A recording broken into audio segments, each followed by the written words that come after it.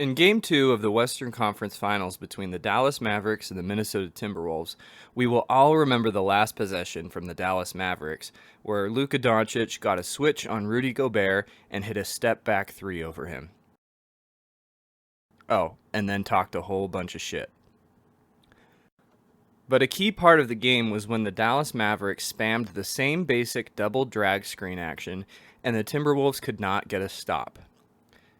In this video, we will break down the various defensive coverages by the Minnesota Timberwolves and show how the Mavericks were able to counter those coverages.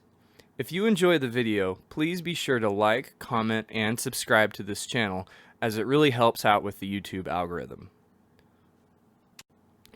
On the first play, Mike Conley hedges the first screen, but the important thing here is that Jaden McDaniels goes under the screen. Even though Gobert is playing up in the action here, Luka has plenty of room to take a step-back three. He gets into this step-back, but instead hits the roll man for a dunk since Towns is too late to rotate. On the second play, the Timberwolves change their coverage and have McDaniels go over the first screen, which is better coverage because it takes away Luka's option to do a step-back three. But once again, there's a problem with the backline defense. On the first play, Towns was simply too late to rotate. But on this one, Luka's eyes deceive Towns into thinking he's passing to the corner, but instead he hits Lively for another dunk. On the third play, the Timberwolves stick with the same coverage, but since it's Kyrie handling the ball, he's easily able to use his speed to get around Gobert, which completely compromises the defense.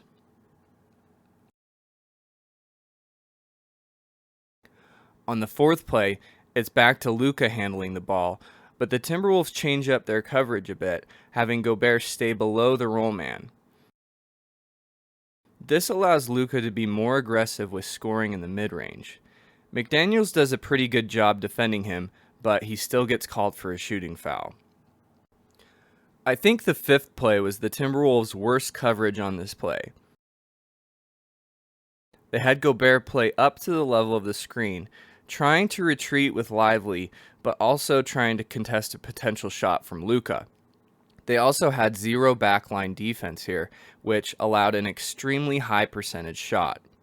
Luka is just too good of a passer, and Lively is too good of a lob threat for this to be a viable coverage, even with Gobert defending the action. On the sixth play, you can see the Timberwolves fix their backline defense, having Conley stay attached to Lively and Ant ready to help on a potential lob, but this leaves the weak side open. I'll take that if I'm Minnesota, but then they give up the offensive rebound. Finally, on the seventh play, the Timberwolves switch everything, but once again it's Kyrie handling the ball, and he's easily able to get around Gobert once again to draw a foul.